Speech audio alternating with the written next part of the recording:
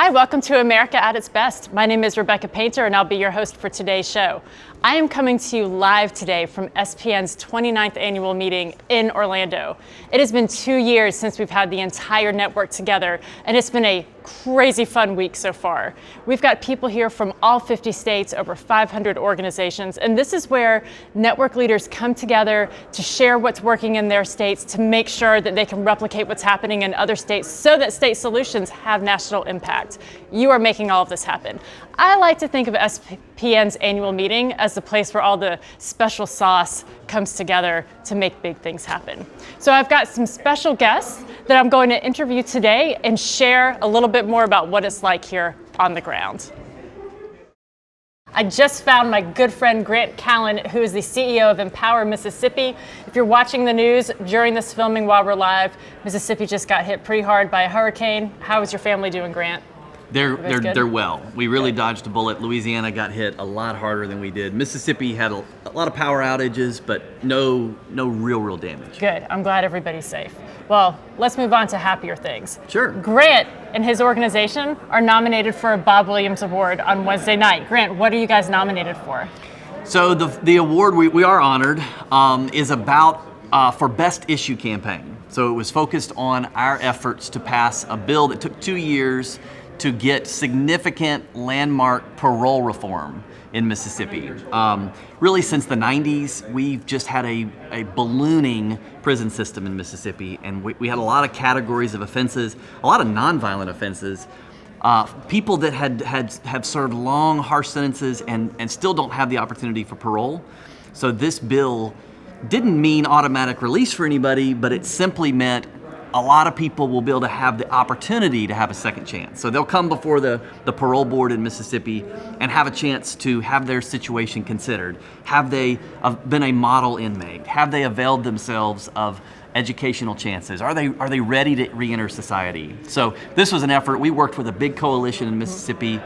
The bill was vetoed the first year. We came back a second year, big coalition, got it done. The governor signed it, and on July 1st, 5,700 Mississippians behind bars are now eligible for parole. Wow, So and these are it's mostly nonviolent crimes, right? That's right. Okay, good. Wow, that's awesome. What else is Empower up to these days?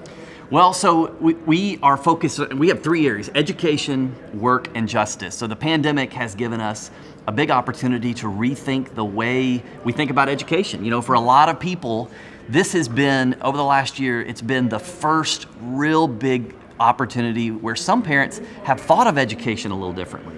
And they're shopping around a little bit. You know, maybe their neighborhood public school either shut down or they did kind of a hodgepodge of distance learning, which for a lot of people was not a great experience. So for a lot of Mississippians, they're thinking about education much differently. And that's a good thing. So we see it as a great opportunity to drive home that education isn't one size fits all.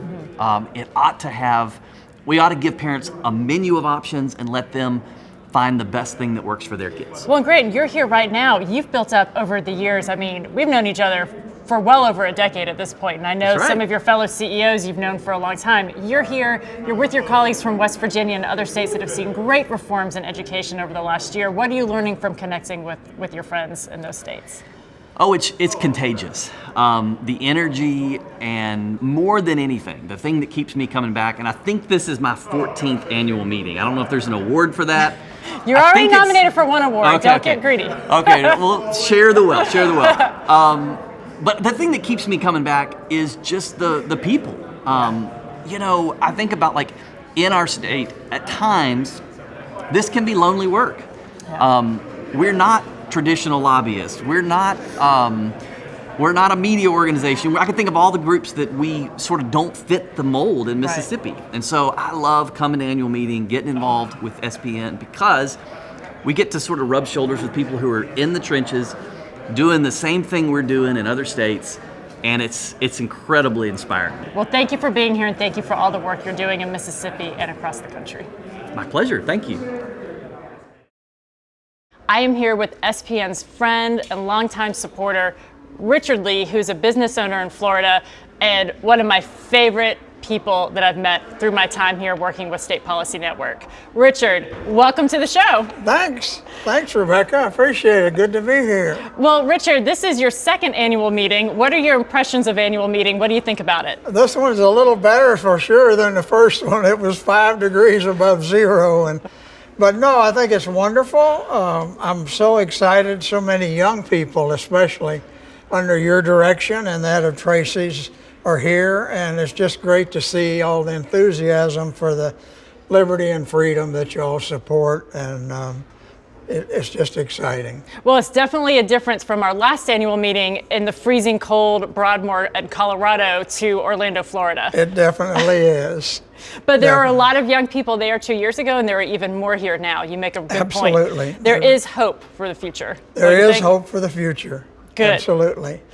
Now, Richard, you recently told me that SPN is your #1 favorite organization. Why is that?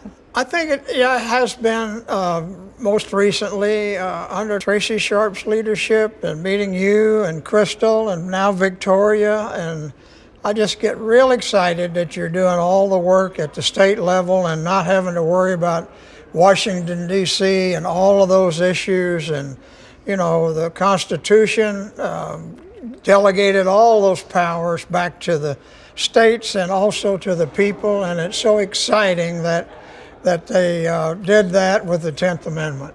Well, thank you, Richard. You know, we always talk about how state solutions can have national impact. Absolutely. Why is that important to you right now?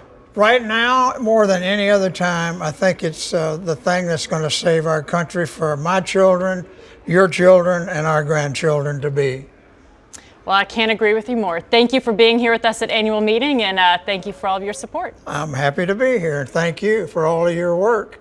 All right.